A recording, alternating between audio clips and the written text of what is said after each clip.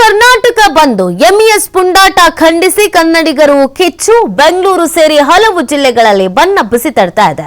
ಬೆಳಗಾವಿಯ ಕಂಡಕ್ಟರ್ ಮೇಲಿನ ಹಲ್ಲೆಯನ್ನ ಖಂಡಿಸಿ ಬಂದ್ಗೆ ಕರೆಯನ್ನ ನೀಡಲಾಗಿದೆ.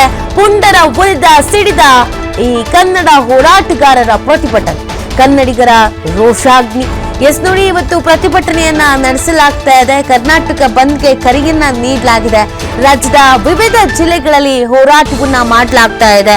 ಇವತ್ತು ಬಂದ್ ಮಾಡೋದ್ರ ಮುಖಾಂತರವಾಗಿ, ಪ್ರತಿಭಟನೆ ಮಾಡೋದ್ರ ಮುಖಾಂತರವಾಗಿ ಎಂಇಎಸ್ ನ ಪುಂಡರಿಗೆ ನಮ್ಮ ಶಕ್ತಿ ಪ್ರದರ್ಶನ ಆಗಬೇಕು ಮತ್ತು ಬುದ್ಧಿ ಕಲಿಸಬೇಕು ಅನ್ನುವಂತ ನಿಟ್ಟಿನಲ್ಲಿ ಒಂದು ಪ್ರತಿಭಟನೆಗೆ ಕರೆಯನ್ನ ನೀಡಲಾಗಿದೆ.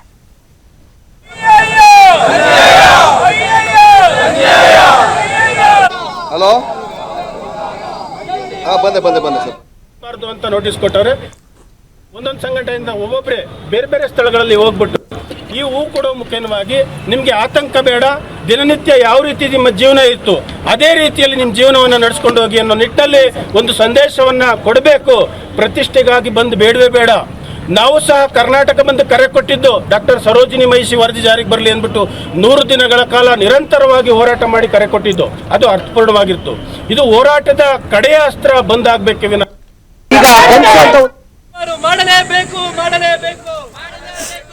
ನೋಡಿ, ಇವತ್ತು ಅಖಂಡ ಕರ್ನಾಟಕ ಬಂದ್ಗೆ ಕರೆಯನ್ನು ನೀಡಿರುವಂತಹ ಹಿನ್ನೆಲೆಯಲ್ಲಿ ಬೆಂಗಳೂರು, ಮೈಸೂರು, ಹಾಗೆಯೇ ಮಂಡ್ಯ, ಬೆಳಗಾವಿ ಎಲ್ಲ ಕಡೆಯಲ್ಲೂ ಕೂಡ ಪ್ರತಿಭಟನೆಯನ್ನ ನಡೆಸಲಾಗ್ತಾ ಇದೆ. ಕೆಲವು ಕಡೆಯಲ್ಲಿ ಪೊಲೀಸರು ಪ್ರತಿಭಟನಾಕಾರರನ್ನ ವಶಕ್ಕೆ ಪಡ್ಕೊಳ್ತಾ ಇದ್ದಾರೆ.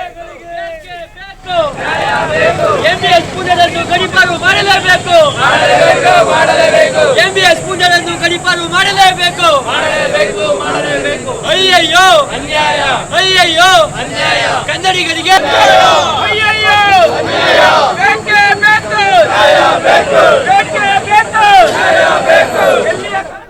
ಮಾಡಲಾಗಿರ್ತಕ್ಕಂಥದ್ದು ಈಗ ನಾವು ದೃಶ್ಯದಲ್ಲಿ ಕೂಡ